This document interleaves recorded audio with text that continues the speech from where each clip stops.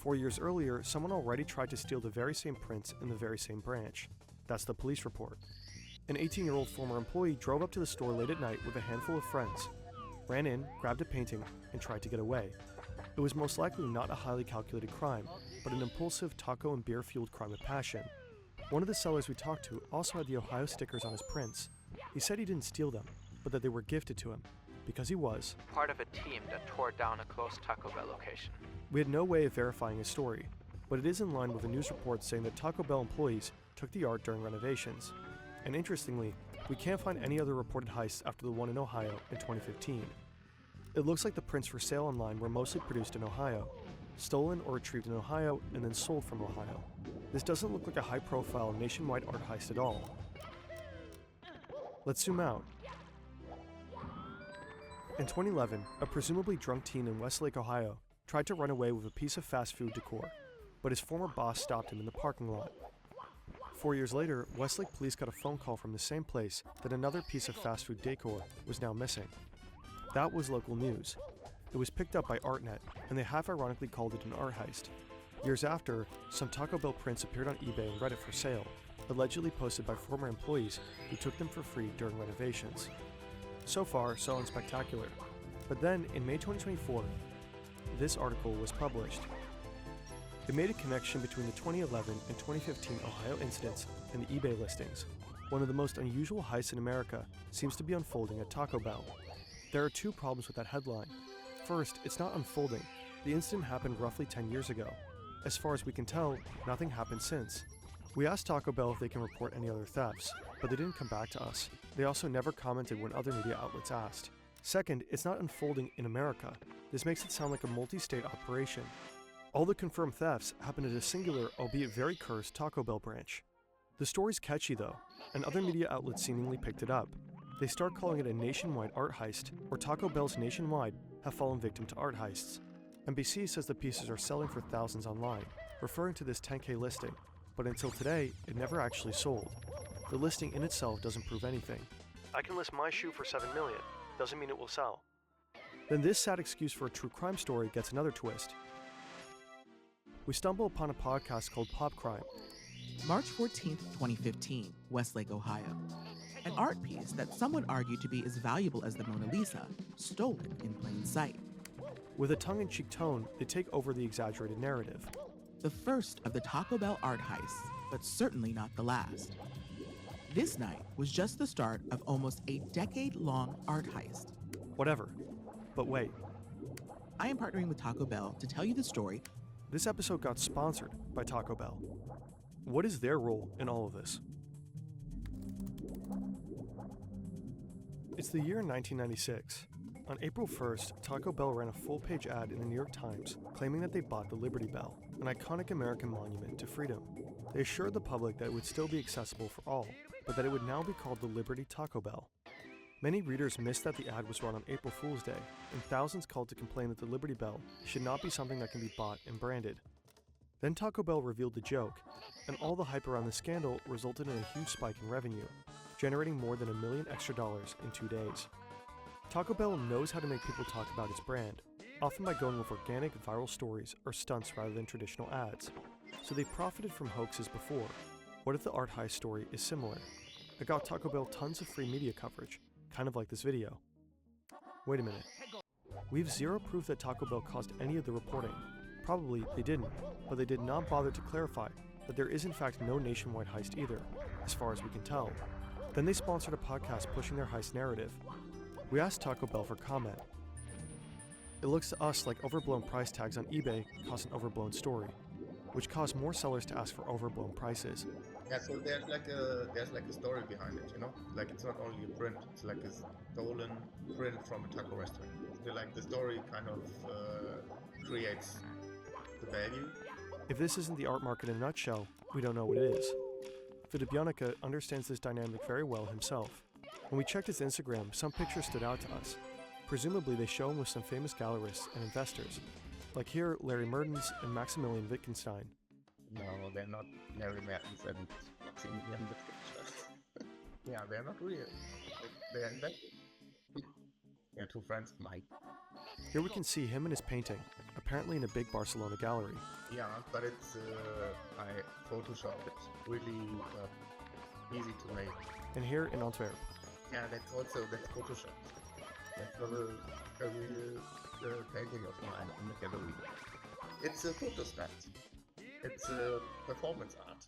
So it's kind of like this, not making fun of the artwork, but it's just like a part of the artwork with like famous galleries and like famous collectors. He posted all kinds of made-up stories and photos. Interestingly enough, no one noticed. He gained more and more followers. No, I think it's just like similar to fake news. You're just like posting something and like nobody's really like fact checking. Now he's being exhibited in big actual galleries, and his paintings are auctioned at Sotheby's. Right now, it seems no one is actually buying the Ohio Taco Bell art prints for thousands of dollars. But when will the first domino fall?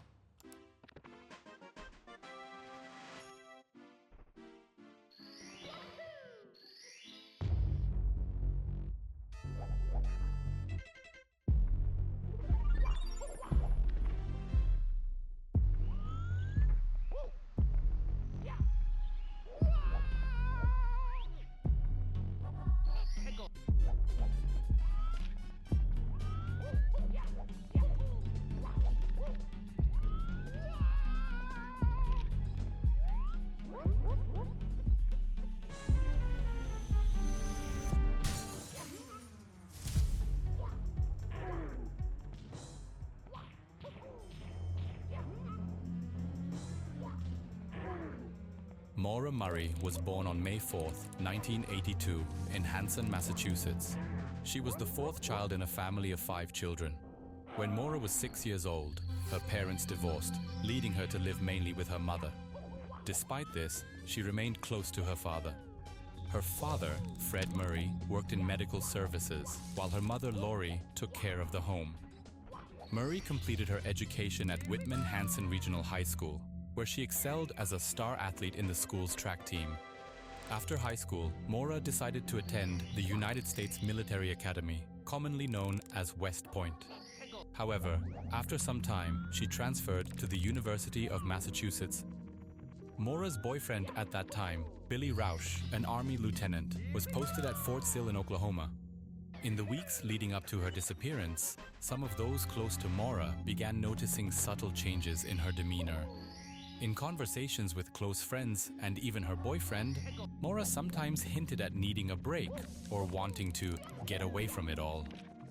On February 5, 2004, Maura Murray was on duty at the Melville Dormitory's campus security desk. Around 10:20 p.m., Maura chatted over the phone with her older sister, Kathleen, who was an alcoholic and had been discharged from a rehabilitation center that evening. We didn't really talk about much.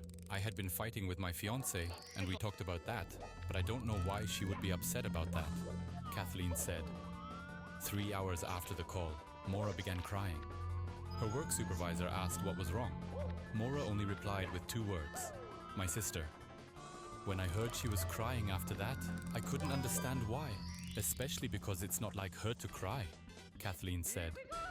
2 days after that, on February 7, 2004, Maura's father, Fred Murray, came over to buy her a new car. Maura's 1996 black Saturn kind of blew a cylinder and was smoking something fierce, according to Fred Murray. After searching for cars all day, the two went for dinner. Fred offered Maura his new Toyota Corolla to drive for the evening.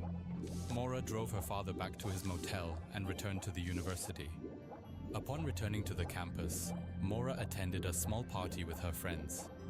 She mentioned at one point that she wanted to take the car back to her father that same night, which seemed odd given the late hour, the fact that she had been drinking, and her father not expecting the car until the next day. At about 2:30 a.m., Maura informed her friends she was going back to her dorm, but instead, she got into her father's car and headed towards his motel. On Route 9 in Hadley, she crashed into a guardrail, causing about $10,000 worth of damage to the Toyota. The local police arrived at the accident site, but no charges were filed against her. Maura got a ride back to her father's motel. She was upset, but it was okay, Fred recalled. After making several calls on Sunday morning, it became clear that Fred's insurance would bear the accident costs. As Fred had a work commitment in Bridgeport, Connecticut, he rented a car, drove Maura back to her dorm, and then left for Connecticut. That night at 11:30 p.m., Fred had a phone conversation with Maura, during which he reminded her to get the accident forms from the Registry of Motor Vehicles. Maura agreed to call her dad the following night at 8 to discuss the forms and complete the insurance details. On Monday, February 9th, shortly after midnight, Murray used her computer to look up MapQuest directions to the Berkshires and Burlington, Vermont. On that particular morning, there's no documented interaction with roommates or friends. However, Maura made a number of phone calls. Shortly before 1 p.m., she called Dominic and Linda Salamone, a couple who own a rental condo at the Seasons at Attitash Resort in Bartlett, New Hampshire. Maura's family had previously visited the Bartlett area and had stayed at the Seasons, but they had never stayed in this particular condo. The Salamones cannot recall the conversation they had with Maura, but they were confident that she didn't make a reservation for their condominium. "We don't operate like a hotel," said Linda Salamone. "Booking on such short notice would have been impossible. Reservations need to be made well in advance to allow the Salamones sufficient time to drop a key in the mail." Linda Salamone said that she might have provided Maura with suggestions for alternative accommodations, although her memory was foggy when the police finally interviewed her, nearly a year after Maura went missing. At 1 p.m., she sent an email to her boyfriend that read, "I love you more, stud. I got your messages, but honestly, I didn't feel like talking too much of anyone. I promised to call today though. Love you, Maura." Around 1:24 p.m., Murray sent emails to her professors at the UMass Nursing School and her supervisor, informing them that she would be away from town for a few days due to a death in the family. However, Maura's family later clarified that there was no such death. Liz Druniak, a close friend of Maura for a long time, said, "There was something she wanted to get away and think about. Maybe she just wanted to get away. She was probably under a lot of pressure." At 2:05 p.m., Maura placed a call that lasted around 5 minutes to 1-800-GOSTO, a service that provides recorded information about hotel bookings in Stowe, Vermont, and where reservations could potentially be made. However, it's worth noting that the GOSTO system was unavailable during that time, so Maura could only listen to voice recordings and could not have made a reservation. At 2:18 p.m., Maura called Billy on his cell phone and left a brief voicemail message. She said something along the lines of, "I love you, I miss you, I want to talk." In her car, Marie packed clothing items, toiletries, college textbooks, a cell phone charger, and birth control pills. Upon searching her room later, campus police found that the majority of her possessions were packed in boxes and the artwork removed from the walls. At approximately 3:30 p.m., she departed from the university campus in her black satin sedan. At 3:40 p.m., Maura Murray withdrew $280 from an ATM. Surveillance footage indicated that she was alone and appeared to be dressed casually without displaying any signs of distress. It was approximately 3:50 p.m. when she walked into a nearby liquor store. Maura bought approximately $40 worth of alcoholic beverages, including Bailey's Irish Cream, Kahlua, vodka, and a box of Francia wine. Once more, security footage confirmed that she was all alone during this purchase. Yet, considering the types and amounts of alcohol purchased, it was clear this wasn't just for a casual night in. Was the alcohol for her, or was it meant to be shared? At 4:37 p.m., Maura checked her voicemail for messages. This was the last recorded call on her cell phone. At some point during the day, she also collected accident report forms from the Massachusetts Registry of Motor Vehicles. Following that, she embarked on her journey, heading north towards the wilderness of New Hampshire. The weather on February 9th, 2004, was not optimal for a long drive, especially not for a journey through the winding, often slippery roads of New Hampshire. Snow was reported in the areas which would have made the road conditions hazardous, particularly for someone driving a car as old and as in need of repair as Maura's Saturn. There were snow chains in the trunk, suggesting some preparation for the wintry conditions she would encounter. When her car was later found abandoned, it was noted that the fuel tank was nearly empty. Given the almost empty fuel tank and the lack of specific navigational aids, It seems as if her preparations were a mix of thoughtful planning and perplexing oversight.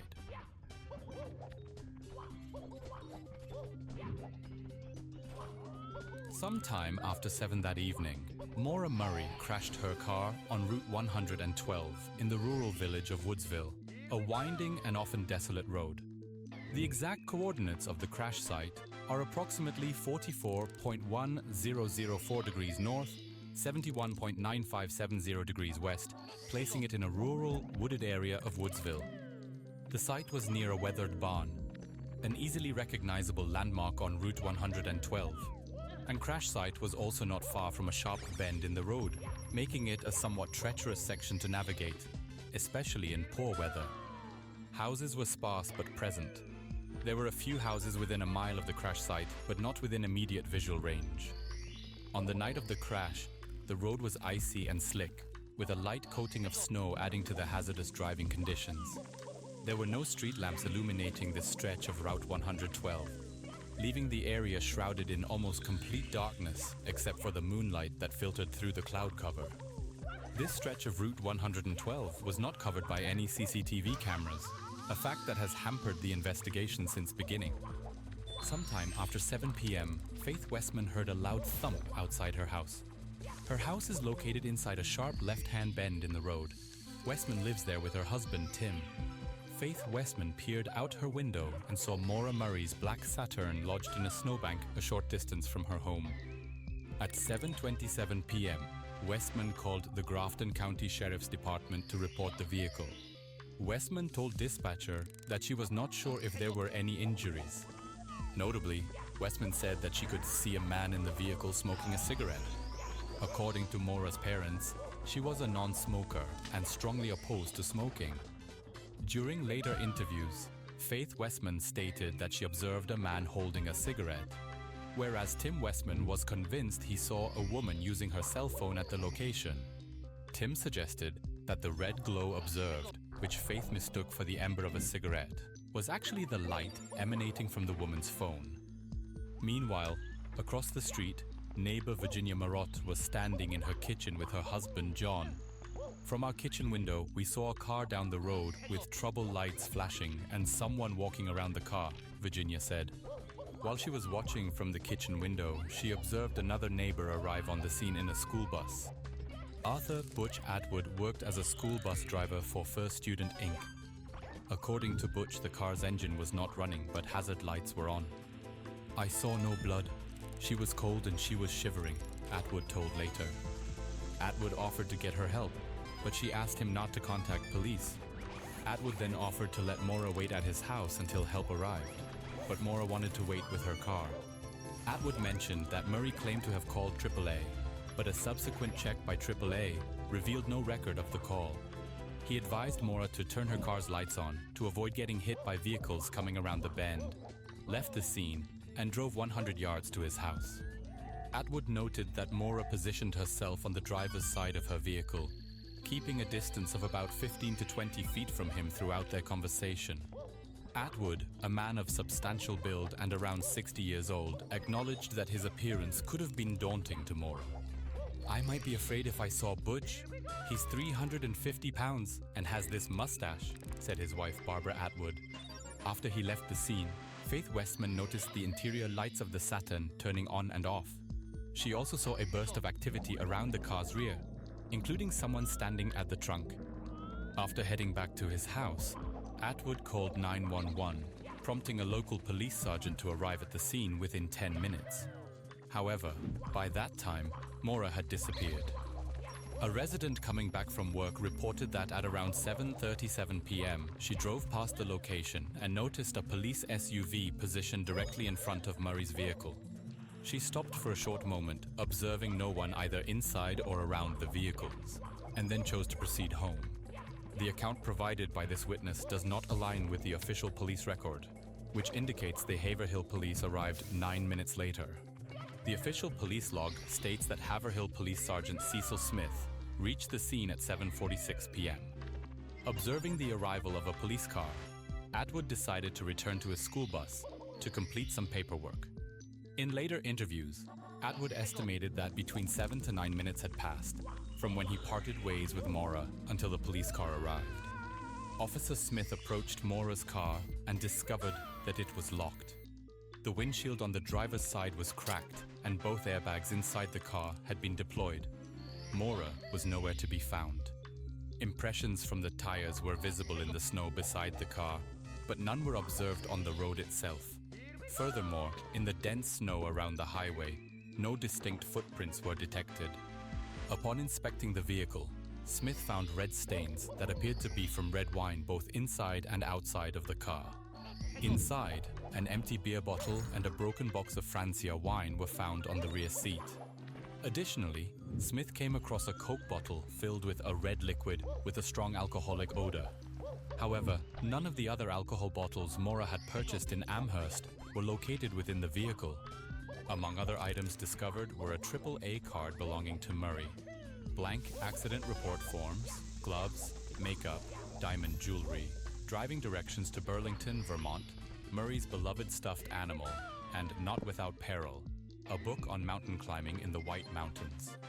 Contrary to what one might expect in a typical abandoned vehicle, Maura's driver's license, debit card, credit cards, her mobile phone, along with her wallet, were not found in the car.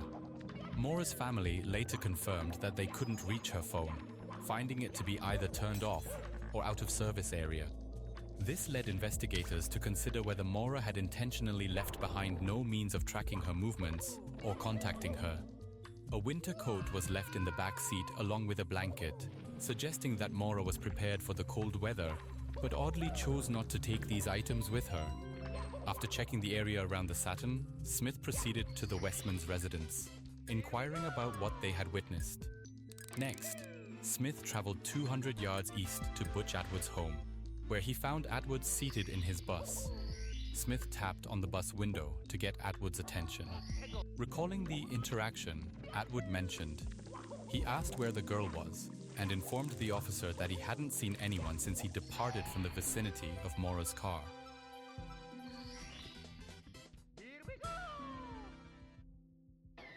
Sergeant Smith and Atwood both drove around the area searching for Maura without any success. The next day, police issued a BOL, be on the lookout, for Maura Murray. On February 10th, the only sniffer dog present was given a black leather glove from Maura's vehicle to track her scent. The dog managed to follow Maura's scent to a point approximately 100 yards east of where her car was located. This led the police to conclude that she had departed the area in a different vehicle. 8 days following the disappearance, CNN's Soledad O'Brien conducted interviews with Fred Murray and her boyfriend.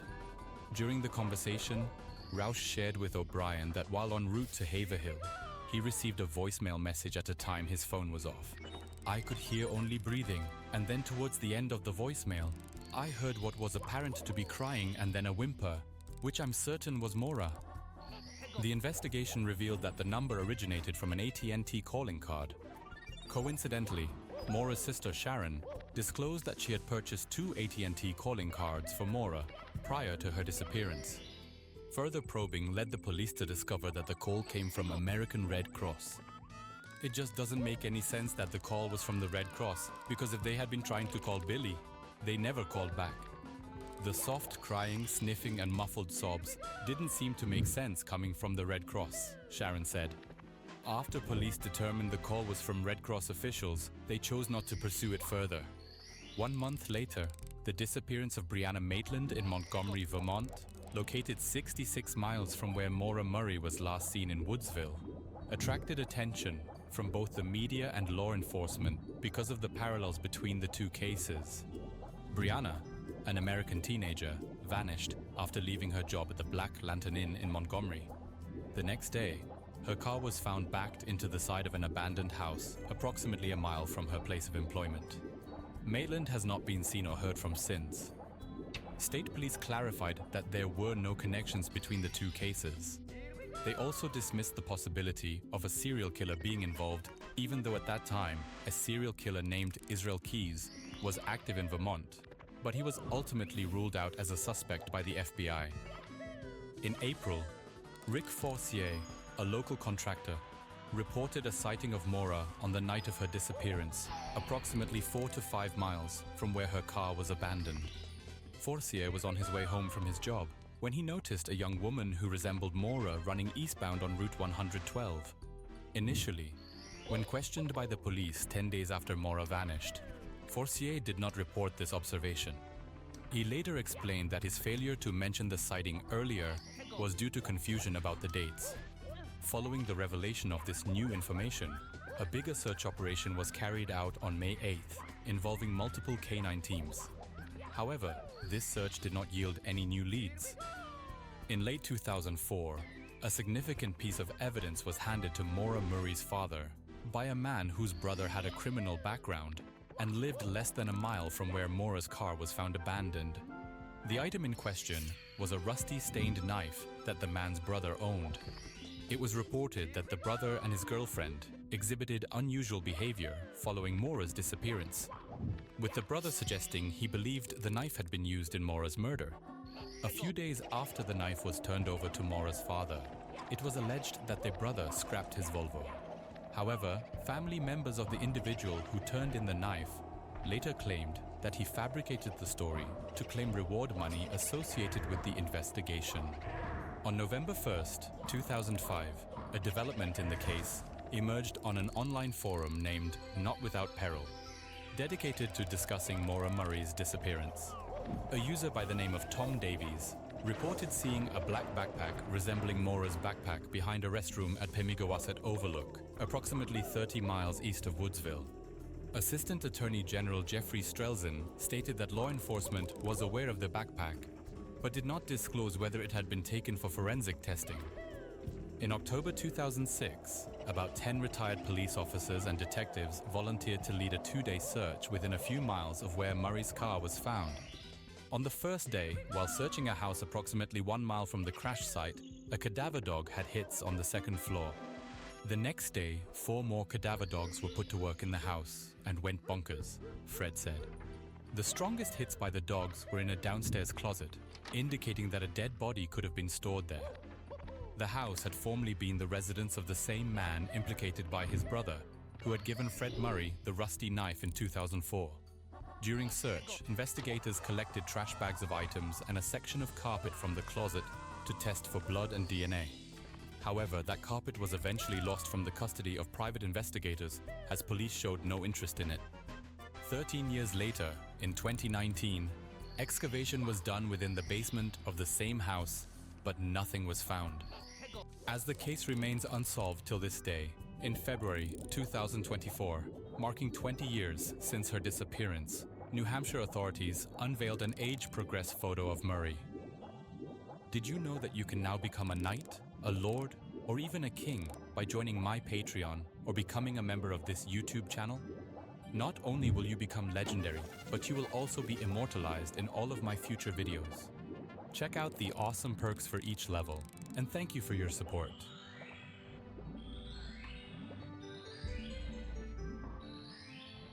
Over the years, investigators and online sleuths have proposed multiple theories and suspects. Let's explore them. In 2012, FBI agents seized computers and hard drives from Scott Wall in Virginia, suspecting involvement in downloading and viewing CSAM. Wall was deeply involved in the Murray case, visiting the accident site and interacting with her family. A forensic analysis linked Wall to viewing both CSAM and Murray's photos on the anniversary of her disappearance. FBI agents collected a trove of electronic evidence from Wall's home, but overlooked a crucial business laptop en route from Florida. Shortly after their departure, Wall received the laptop, and upon later retrieval by the FBI, it had been stripped of its hard drive and RAM, effectively sabotaging any forensic recovery. In 2013, Wall was indicted for possessing CSAM, but after expert testimony, charges against him were later dropped by a judge. Since Wall's battle in court, he has taken on a larger role with Maura Murray's family, represented them at CrimeCon, appeared as a guest host on several podcasts, and helped manage the Maura Murray Facebook page. In 2019, when charges against him became known to the community, he was removed from his admin role on Murray family's Facebook page. Since then, Wall has become more involved with the Maura Murray case, where allegedly he actively tries to control the narrative around the Murray case, often responding aggressively to criticism or differing views, including threats of legal action against those who publicly discuss his past or challenge him. At the time of Maura's disappearance, her and Bill Rausch's phone bills were sent to Bill's mother, Sharon. Sharon gave a copy of this bill to Helena Murray. A detailed review indicated that some pages, specifically the one likely detailing Maura's potential roaming calls in New Hampshire, were missing from the records provided to the Murrays. But according to former U.S. Marshal Art Roderick, police likely subpoenaed the original records back in 2004, suggesting that the missing pages might have been a simple oversight. 2 days before Maura's disappearance, Bill made a 2-minute call to Maura's mobile, likely leaving a voicemail as her phone was off, and a minute later, he called her dorm. Later that day, he tried reaching her mobile again twice and subsequently called the dorm number again. The pattern suggests he alternated between her mobile and dorm number when he couldn't reach her. On the day of her disappearance, Bill called her mobile 8 times up until around 5 p.m., when he was informed of her disappearance. According to some, this time he did not attempt to call her dorm number because he knew that she was not at UMass. After being informed of Maura's disappearance, Bill did not call her cell phone for 2 hours. Instead, he made a 6-minute call to Kate Markopoulos' dorm and inquired about hotels in New Hampshire. Later, after Maura vanished, he made a roaming call to her phone lasting 3 to 4 minutes. The length of this call raised questions. Some have suggested that he might have been leaving a lengthy voicemail, possibly pleading for her to return home. Others have stated that he was accessing Maura's voicemail to check or manage her messages, a task feasible for anyone with the voicemail password at the time. Multiple women have accused Bill of SA and harassment since Maura's disappearance. A woman from Oklahoma who met Bill months after Maura's disappearance recounted a threatening incident. She said that during a car ride, Bill said, "I'm going to kill you like I killed Maura." After she threatened to hit him back, Bill quickly softened, claiming his threatening remark was just a joke, and they continued their journey. In 2011, Bill Rausch was fired from Ray Group International after a colleague accused him of assaulting her in the office. Author James Renner, who investigated Maura Murray's disappearance, revealed that this woman contacted him with her story, supported by text messages and other sources. It is important to mention that to this day, Bill Rausch has not been charged with these crimes, and many claims made by James Renner have been strongly refuted by family members. Another co-worker recalled a conversation where, during drinking, Bill displayed a disturbing level of loyalty by saying, "I would help you bury a body. Really, I'd help you bury a body. That's how good of friends we are." Many people on the internet have interpreted the evidence as suggesting Bill's involvement. However, I believe all of this evidence is circumstantial. It's important to note that Bill had a watertight alibi. He was over 1,000 miles away at Fort Sill, Oklahoma, when Maura disappeared. Rick Forcier, a neighbor of Butch Atwood, the local bus driver, became a suspect after he provided 3 different accounts. Initially, he told police he was on his couch at the time of Maura's disappearance. 3 months later, he claimed to have seen Maura running on the road. His delayed revelation raised questions among the police about why he waited so long to come forward. This was especially concerning since he had jokingly told his wife 2 days after Maura disappeared that she had come to his door, was living with him, and was a good cook. Despite observing police activity, he did not immediately consider whether he had witnessed anything unusual that night, choosing instead to wait months before sharing his observations. He changed his vehicle to the same make, model, year, and color around the time of Maura's disappearance, which seemed suspicious. According to some, this behavior could suggest that he transported a body and tried to avoid suspicion by replacing the old vehicle with an identical one. He also refused to allow the police to search his property, and they couldn't obtain a search warrant due to insufficient evidence.